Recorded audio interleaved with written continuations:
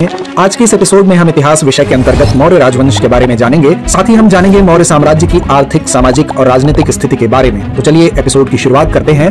क्या आपको पता है कि हेलेना कौन थी और इनका विवाह किस भारतीय शासक से हुआ था? अगर नहीं पता तो हम आपको बताते हैं कि हेलेना सिकंदर महान के शीर्ष सैन्य अधिकारी सेल्यूकस निकेटर की बेटी थी, जिन्होंने राजनीतिक संबंध स्थापित करने के लिए वैवाहिक संबंध का सहारा लिया और अपनी बेटी का विवाह चंद्रगुप्त से कर दिया था। तो चलिए अब बात करते हैं चंद्रगुप्त की।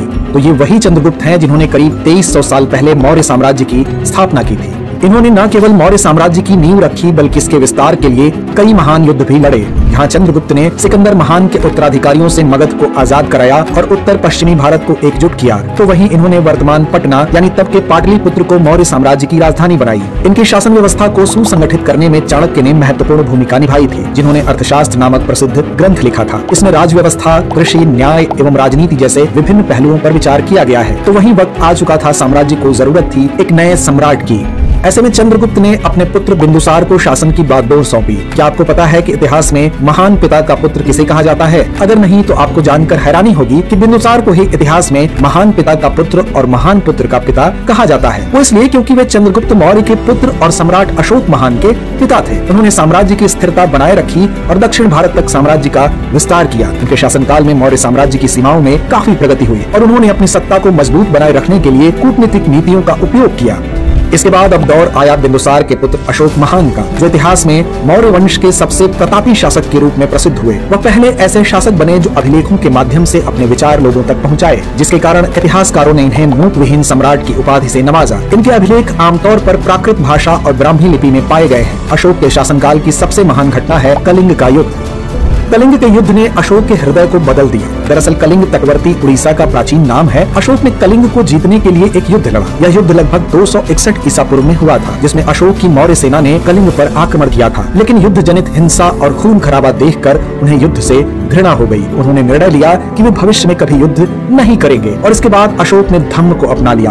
अब यहाँ गौर करने की बात है कि यह धम्म क्या है। दरअसल धम्म संस्कृत शब्द धर्म का प्राकृत रूप है। अशोक के धम्म में किसी देवता की पूजा या किसी खास कर्मकांड की जरूरत नहीं होती थी। उनका मानना था कि जैसे एक पिता अपने बच्चों को अच्छे व्यवहार की सीख देता है, वैसे ही उनका कर्तव्य था कि वो अपनी प्रजा को सही रास्ता दिखाएं। वहीं वे बुद्ध की शिक्षाओं से प्रेरित भी थे।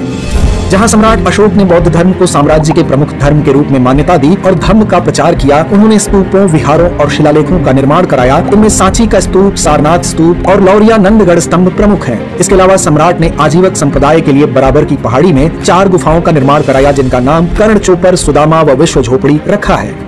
वहीं बात करें मौर्य साम्राज्य की प्रशासनिक व्यवस्था की, तो यह एक केंद्रीकृत प्रशासनिक व्यवस्था थी, जहां साम्राज्य को कई प्रांतों में विभाजित किया गया था, जिन पर महामात्र या राजा द्वारा शासन किया जाता था। इन प्रांतों में कर संग्रह, न्याय प्रणाली और सैन्य संगठन की व्यवस्था थी। वहीं अर्थशास्त्र में राज्य की प्रशासनिक नीतियों, आर्थिक व्यवस्थाओं और राजनैतिक सिद्धांतों के बारे में जानकारी मिलती है, जबकि अर्थशास्त्र में सेना की संरचना और उसके संचालन से संबंधित विशेष नियमों एवं नीतियों का भी वर्णन किया गया है। इसमें बताया गया है कि मौर्य शासकों के पास विशाल संगठित सेना होती थी, जिसमें पैदल सेना, अश्वारोही, हाथी दल और रथ शामिल थे। यह विशाल सेना साम्राज्य की रक्षा और विस्तार में महत्वपूर्ण भूमिका निभाती थी। वहीं मौर्य काल में कृषि, उद्योग और व्यापार में उल्लेखनीय विकास हुआ, जिसमें आंतरिक और बाहरी व्यापार के लिए रेशम मार्ग और समुद्री मार्ग महत्वपूर्ण थे। इस दौरान हस्तशिल्प, धातुकर्म और वस्त्र उद्योग में भी महत्वपूर्ण प्रगति देखी गई।